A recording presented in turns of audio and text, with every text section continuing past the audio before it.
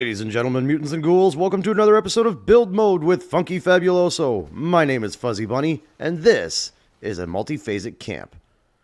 A lot of people ask me about this, and it's finally time I get around to showing you just how easy it really is to do. It's essentially multiple camps which are structurally identical and completely interchangeable. So without any further ado, let's rock. There are only a couple of things you need to know when it comes to actually building a multiphasic camp, but they all really boil down to just one simple rule. Don't move. Once you got a plan for your build and a location selected, it's only a simple matter of placing your camp modules. Pick your spot, drop your module, don't move. Now you just switch camps, and when you go back to placing your module, it will be in the exact same place. Now you just repeat this process until you've placed all the camp slots you intend to use. Once that's done, you're on to the absolute most important step. If you don't do this right, you're going to fail, and you'll have to start all over again, which sucks because there's a 30-second cooldown before you can switch your camp again. We now have to place the first foundation. You can rotate the foundation around all you want, but if you change it to a different variant, it will return to its default position. Take note of that for later. Once you've got that foundation placed, again, don't move and switch camps. If for whatever reason it may be, you've accidentally bumped a thumbstick, you'll have to go back through all your camps removing it, and you'll have to start all over. Hey man, I don't make the rules, I just report them to you. However, once you have that first foundation down, you're free to build all your structures in whatever order you want, and everything will be in the exact same place. That's the basics. You can do this all on your own now, but you're going to run into a lot of problems along the way. Fortunately, I've been through all of this before, and I've toughened up to the challenges ahead. Don't worry though, it's not all problems. We're going to go over some tips and tricks and a few of the different applications for this technique, so hopefully you'll come out of this battle ready and with some inspiration. The first and biggest problem is floor height. The higher up your floors are, the more likely you are to get stuck in them when switching camps. Not just you either. Every one of your visitors is a potential meal for the foundations. This can also be immensely problematic when it comes to placing items in your camp. If you switch camps and get sucked into the floor, you're back to starting that item all over again. The best and really the only way to counteract this problem is to make sure you build somewhere that is mostly flat and try to keep your floors below waist level.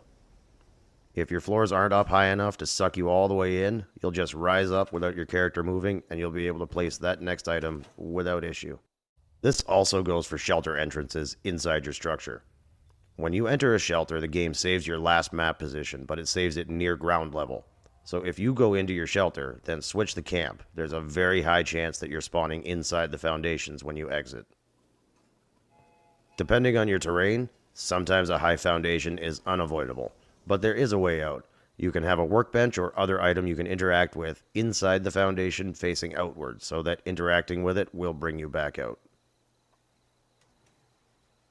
Another problem you're going to face stems from the meticulous planning required for a build like this. I find once you've gotten your first foundation down in all your camps, it's usually best to build a quick mock-up of your basic layout to give you an idea of where the problems might arise. It's really easy to get carried away right at the start, building everything in whatever order you want whenever you get a new idea, only to find out that you have a tree poking through your walls or your floors are going into the ground. Check that stuff first, and if you run into these problems, you can easily adjust by just resetting your initial foundations. You're also going to find a lot of problems which are caused by repeatedly switching your camps. The most infuriating one doesn't seem to have a solution. I call it the gap. You can't get rid of it. It always comes back. It runs through your entire camp, and it seems to be related to intersecting walls. If anyone out there knows more about this, I encourage you to share your knowledge. The other two major issues here involve allies and grass. As far as allies go, if you customize their outfit, they usually spawn naked when you switch camps. You can fix it by going in and out of your shelter, but this only fixes it for you. Everybody else still sees naked Grandma Junko until you server hop with that camp active. Better pick an ally who already fits in. The bigger issue is grass and trees. Quite often they'll grow back through your floors. This is really easy to fix, but you'll have to address it before you complete your structure. This also works for those patches of grass that are right between foundations and won't go away. You'll need to have the Fastnac confetti piles. They won't block you from putting the foundation back in over it. All you got to do is move out whatever foundations are near the grass, and I'll tell you now, it's almost never only one. you usually have to move 4 of them. But once they're moved, you'll see the rest of the grass hasn't grown back yet, but it will as soon as you place the confetti. So make sure you have it in the right place because it can be hard to tell until you put the floors back in. Unfortunately, you will have to do this with all involved camps. We also have to quickly address weather machines. I know, I don't need to tell you what they are. I just need to tell you that weather machines will drastically slow your loading speed while switching camps. This can ruin a visitor experience and can increase the risk of being eaten by the floors. Alright, that should be just about all the real problems you'll encounter, but there are a couple more things you need to know before you get too deep into it, and it's all about workshop mode. We need to discuss some of the specifics of how workshop mode actually works. The whole don't move rule extends to item selection as well. As we mentioned earlier, items will return to their default position if you select another item or even a variant. But what if you don't change it? Workshop mode will remember your last item position even if you exit. This means you can move and rotate your item however you want, then just leave workshop mode and switch camps. When you re-enter, it will still be right there. This, of course, only works if you're using the same item in both camps, and it does not work with blueprints. If you want to use a different item, you're best to make sure you align it while it's in its default position. Use floors with grids on them to help with alignment. If you get used to moving things around this way, it's going to go a whole lot better for you. Just make sure that when you switch, you're inside the build radius and that there's no furniture in the way, or it's going to push you out of position. Now, a lot of patience is required for this type of build, especially when it comes to the cooldown timer. A lot of your time is going to be spent just waiting to switch camps again. To counteract this mind-numbing tedium, you can enter free camp mode and just do other things while you wait. Also, make sure you change your camp icons. The reason we have all the camps placed identically is so you never run the risk of hitting the border while building. The downside to this is it can be really difficult to select the one you want on the map screen. Using different icons for each camp can help relieve this stress. So, now that you know all that, let's stop focusing on the problems and end this on a high note. It's time to learn about some of the awesome things you can do once you've mastered this game of patience. The most basic trick is the time shift. You can create past and future versions of your build, and when it comes to player interaction, this one's probably the most fun. A few other similar ideas to get you inspired are the reality shift, which in this case is my nice clean mansion becoming a blood-soaked horror.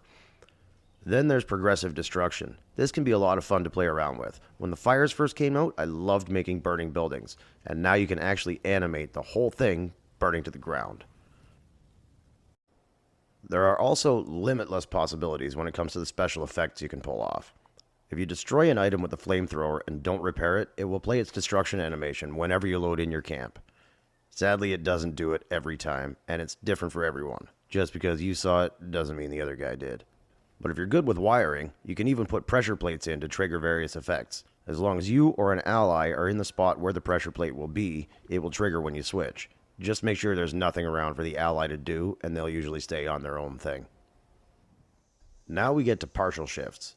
These are really for the more highly interactive camps, so you really need to make sure you've addressed all of the foundation woes we discussed earlier.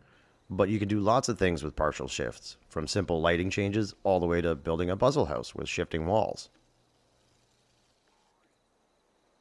But if player interaction isn't your thing, don't worry, there's still something here for you.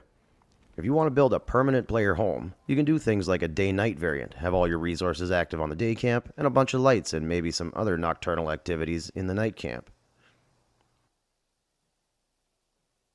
You could also have a couple of seasonal variants. Whenever winter rolls around, you can just switch out your pumpkins and scarecrows for candy canes and Santatrons.